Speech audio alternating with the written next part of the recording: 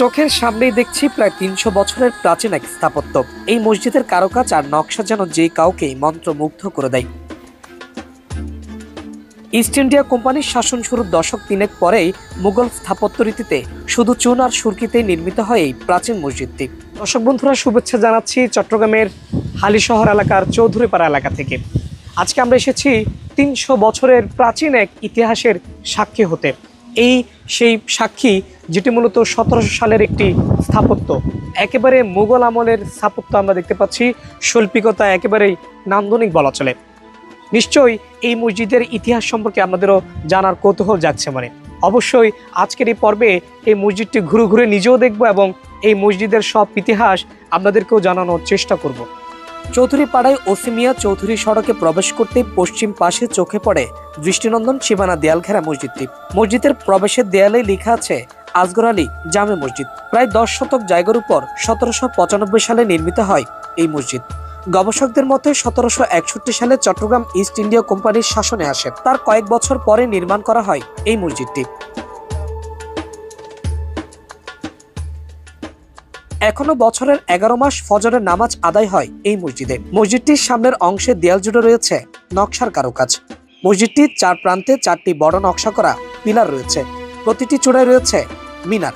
চারপাশের দেয়ালের মাঝের অংশে আরো ২টি করে ছোট আকারের পিলার আছে। এই ৮টি পিলারের শীর্ষেও আছে মিনার। মসজিদটিতে গম্বুজ রয়েছে মোট ৩টি। বড় গম্বুজটিকে ঘিরে মিনার আছে ৮টি। সব মিলিয়ে মিনারের সংখ্যা রয়েছে ২০টি। মুঘল স্থাপত্য রীতির অন্যতম বৈশিষ্ট্য হল স্থাপনায় গম্বুজ ও মিনারের ব্যবহার, যা আসগর আলী চৌধুরীর জামে মসজিদেই দেখা যায়। বন্ধুরা, এমন একটি স্থাপনা আসলেই বলা চলে যে একেবারেই অতীতের যেই ইতিহাস আমাদের রয়েছে সেই ইতিহাসকে আসলে জানান দিচ্ছে। একেবারে দেখতে পাচ্ছেন এই মসজিদের ভেতরে ঠিক ২০ জন মানুষ একসাথে নামাজ আদায় করতে পারবেন। আমি যদি একটু দেখানোর চেষ্টা করি, এই মসজিদের ভেতরের একেবারে বন্ধ রয়েছে এবং এখন বর্তমানে এখানে ৫ ওয়াক্ত নামাজ আদায় করা হয় না। এবং এখানে যারা মুসল্লিরা রয়েছেন তাদের সাথে আমরা কথা বলে জানতে পেরেছি এখানে শুধুমাত্র ফজরের যে নামাজটি হয় সেটি এখানে আসলে সংগঠিত হয় বা অনুষ্ঠিত হয়। ৮ বছর আগে ঐতিহ্যবাহী মসজিদটি সংস্কার করা হয়। সংস্কারের ২ বছর আগে প্রাঙ্গণে নির্মাণ করা হয় আধুনিক স্থাপত্য রীতির আরেকটি মসজিদ। যদি দেখানোর চেষ্টা করি যে এখানকার যে স্থাপত্য বা যে নিদর্শন সেটা একেবারে বলা চলে যে মুঘল আমলের, অর্থাৎ সেই সময়কার কতটুকু আধুনিক একটি মসজিদ ছিল যে এমন একেবারে নান্দনিক স্থাপত্যের সাথে আসলে তৈরি করা হয়েছে।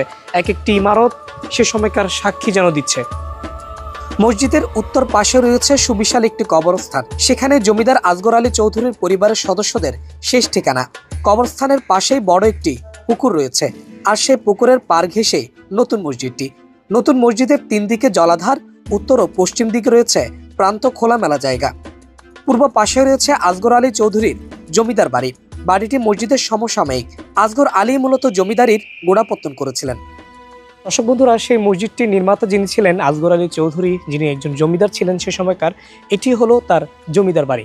মূলত এখন এখানে তেমন কেউ থাকেন না, তবে ঠিক কিছুদিন পরপরই তাদের বংশগত যারা রয়েছেন তারা সবাই এখানে এসে সম্মিলিতভাবে এখানে বসবাস করেন, মাঝে মধ্যে এখানে দেখতে আসেন।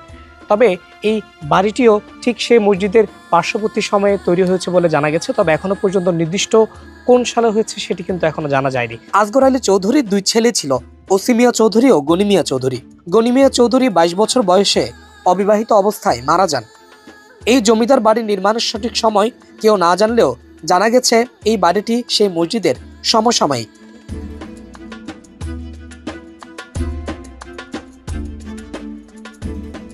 তবে এখানে এখন কেউ বসবাস না করলেও বিশেষ কারণে জমিদারের বংশধররা এখনো সমাবেত হন। জমিদার বাড়ির নকশা একেবারে মুঘল স্থাপত্যের আদলেই করা হয়েছে। আছে সুনিপুণ কারুকাজ আর নান্দনিকতায় আচ্ছাদিত এই জমিদার বাড়ির ছাদে রয়েছে সুপরিসর বৈঠকখানা। তার বিপরীত পাশে নান্দনিক শান বাঁধানো সুপরিসর একটি পুকুর ঘাট রয়েছে, যেখানে দাঁড়িয়ে যেন ৩০০ বছর পেছনে ফিরে গেছি আমি। পুকুর ঘাট থেকে স্পষ্ট চোখে দেখা যায় মুঘল স্থাপত্যের মসজিদটি। বন্ধুরা, আমার ভিডিওটি ভালো লাগলে অবশ্যই সাবস্ক্রাইব করতে ভুলবেন না।